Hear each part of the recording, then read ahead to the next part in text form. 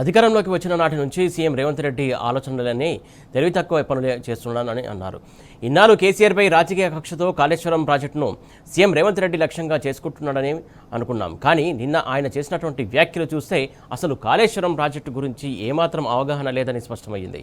ఇది వరద ఆధారిత ప్రాజెక్టు, వర్షాలే లేవు, నీళ్లు ఎక్కడి నుంచి వస్తాయి అంటూ చేసినటువంటి వ్యాఖ్యలతో ఆయన తెలివేంటో బయటపడిందన్నారు. కాళేశ్వరం ప్రాజెక్టు అసలు ఉద్దేశమేంటో రేవంత్ కానీ ఈ కాంగ్రెస్ ప్రభుత్వానికి కానీ సరిగ్గా అర్థం కాలేదని తేలిపోయింది.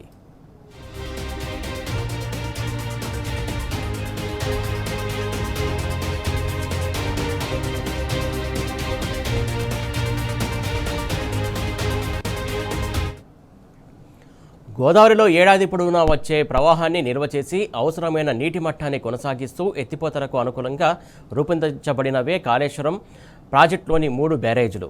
తెలంగాణలో వర్షాలు పడితేనే నీటిని ఎత్తిపోసే విధంగా ఈ ప్రాజెక్టు రూపకల్పన కాలేదు. మహారాష్ట్రలో ఎగువ ప్రాంతాల్లో వర్షాలు కురిసి గోదావరి, ప్రాణహిత నదుల్లో ప్రవాహం పెరిగినప్పుడు భారీ వరద వస్తుంది. కానీ ఆ వరద నీటినే నేరుగా ఎత్తిపోసే ప్రాజెక్టు ఇది. సాధారణ రోజుల్లోనూ 100 క్యూసెక్కుల చొప్పున నిరంతరం వచ్చే ప్రవాహాన్ని బ్యారేజీల వద్ద నిల్వ చేసి పంపుల ద్వారా ఏడాది పొడవునా ఎత్తిపోసి రిజర్వాయర్లకు, అక్కడి నుంచి కాలువలకు, చెరువులకు, సాగునీటి వ్యవస్థకు తరలించడమే కాళేశ్వరం ప్రాజెక్టు ప్రధాన లక్ష్యం. ఈ ప్రాథమిక సూత్రం కూడా ప్రభుత్వానికి తెలియదా అనే సందేహం సీఎం చేసిన వ్యాఖ్యలతో కలుగుతోంది. నిన్న రేవంత్ రెడ్డి మాట్లాడినటువంటి మాటలు వింటే కాళేశ్వరం ప్రాజెక్టుపై సీఎం సహా కాంగ్రెస్ ప్రభుత్వ పెద్దలకు ఉన్నటువంటి అవగాహనపై తీవ్రమైన ప్రశ్నలు తలెత్తుతున్నాయి. ఎలినీనో ప్రభావం వల్ల వానలు లేవు, గోదావరిలో వరద లేదు, మరి నీళ్లను ఎట్లా ఎత్తిపోస్తారు అంటూ ముఖ్యమంత్రి రేవంత్ రెడ్డి మరోసారి పచ్చి అబద్ధాలు చెప్పారు. రాజకీయ దురుద్దేశంతో కాళేశ్వరం ప్రాజెక్టును పడవు పెట్టి ప్రాణహిత జలాలను దిగువన ఏపీకి పారకం పెట్టి ఇప్పుడు ఆ నెపాన్ని కరువుపై వేసేందుకు ప్రయత్నిస్తున్నారు.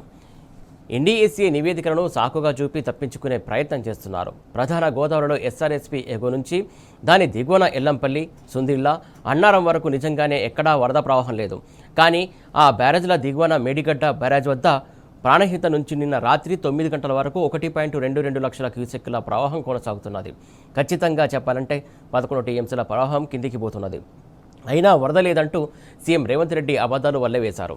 నీళ్లే లేవంటూ సీఎం ఆపసోపాలు పడుతున్నటువంటి సమయానికి ప్రాణహిత నుంచి కన్నెపల్లి పంప్ హౌస్ గుండా 1.22 లక్షల క్యూసెక్కుల నీళ్లు సముద్రం పాలవుతుంది. మరి ఇవి నీళ్లు కావా? ఎత్తిపోయలేక కిందికి ఎందుకు వదిలిస్తున్నావంటూ ప్రజలు ప్రశ్నిస్తున్నారు. అసలు వరద జలాలకు, నికర జలాలకు తేడా తెలియని నువ్వు ఎలా సీఎం అయ్యావని తలలు పట్టుకుంటోంది తెలంగాణ సమాజం.